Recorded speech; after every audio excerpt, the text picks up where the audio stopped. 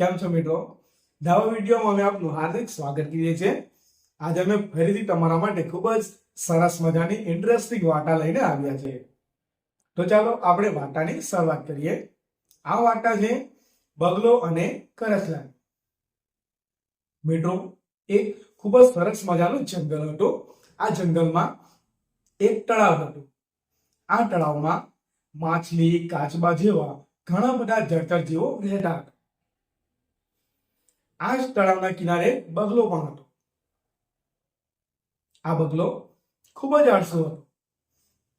એ કાયમ એવું વિચાર્યા કરતો કે શિકાર મારી સામે ચાલી રહ્યો કેટલું સારું। એ બગલો એટલો આળસુ હતો ને કે ઘણી વખત ભૂખો પણ રહી જતો।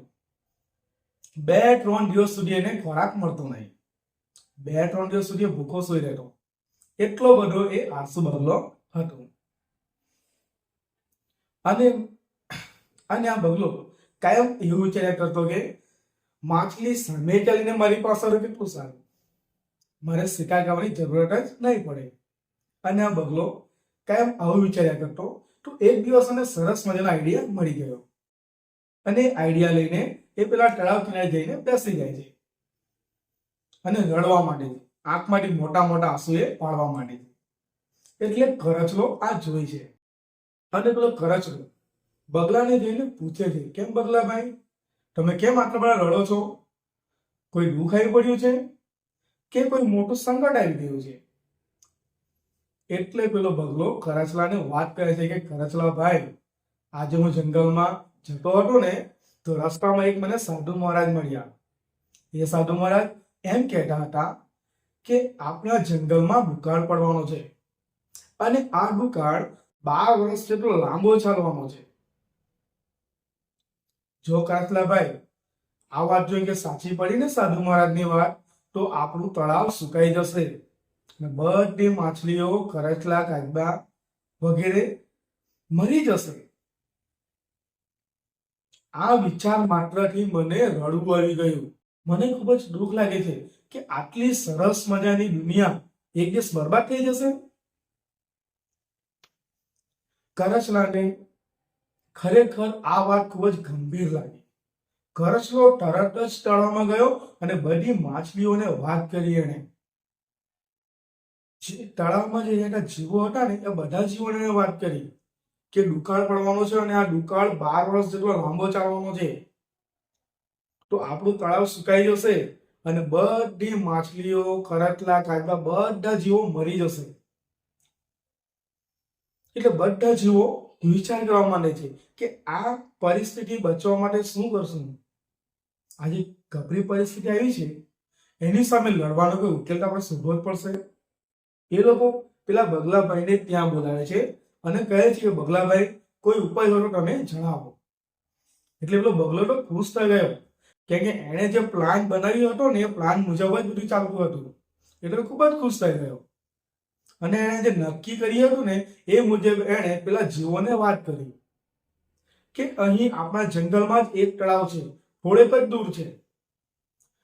એ તળાવનું પાણી અત્યાર સુધી સુકાયું નથી। કેટલા બધા દુકાળ ગયા પણ કોઈ દુકાળમાં એ તળાવ સુકાયું નથી। જો તમે તૈયાર હો તો હું તમને એ તળાવમાં લઈ જઈશ। બધા જીવોને બગલાની આ વાત યોગ્ય લાગી અને એ લોકો એમણે હા પાડી। હવે બગલો શું કરે છે, એક માછલીને પકડે છે અને પેલા તળાવ પાસે લઈ જાય છે। એ ત્યાં લઈ જાય છે બગલો, એક પથ્થર પર બેસે છે અને એ માછલીને ખાઈ જાય છે। એ બગલો રોજ એવું કરે, પેલા તળાવ પાસે જશે, ત્યાંથી માછલીને ચાંચમાં પકડીને લાવશે, પેલા પથ્થર પર બેસશે અને પેલી માછલીને ખાઈ જશે। રોજનું આવું ચાલતું હતું। હવે એક દિવસ પેલો કરચલો બગલાને પૂછે છે કે બગલાભાઈ, મારો વારો ક્યારે આવશે? તમે મને ક્યારે પેલા તળાવમાં લઈ જશો?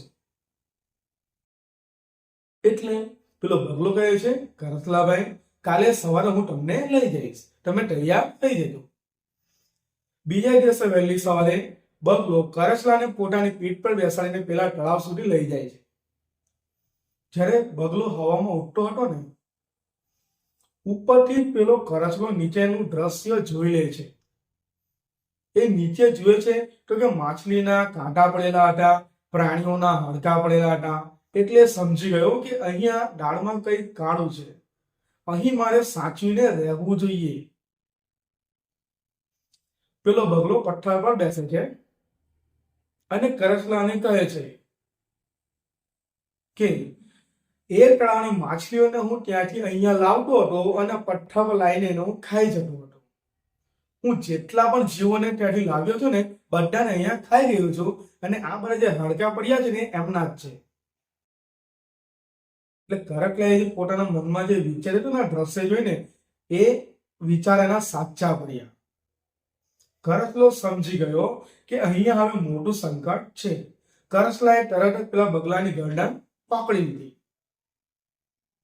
થોડી જ વારમાં પેલો બગલો છે ને એના રામ રમી ગયા. બગલો મૃત્યુ પામ્યો અને કરચલાનો જીવ બચી ગયો. હવે કરચલો પેલા તળાવમાં ફરી ગયો અને બધા જીવોને આ વાત કરી કે બગલો બધા માછલીને ત્યાં લઈ તો જતો હતો પણ ત્યાં લઈ જઈને ખાતો હતો. એની બધી વાત ખોટી હતી. જંગલમાં કોઈ દુકાળ પડવાનો છે જ નથી. એ ફક્ત આપણને એનો શિકાર બનાવવા માંગતો હતો એટલે આને આવી બધી વાર્તા આને બનાવી હતી. તો વિચાર કરો મિત્રો, કેટલું ભયંકર થઈ ગયું જોયું ને. તો આ વાર્તા પરથી આપણને એ શીખવાનું મળે છે આપણા જીવનમાં જ્યારે પણ કોઈ આવી વિકટ પરિસ્થિતિ આવે ને તો એના પર આપણે શાંતિથી વિચાર કરવો જોઈએ, એના ઉપાય શોધવા જોઈએ. આપણને એનો ઉપાય મળી જ જશે.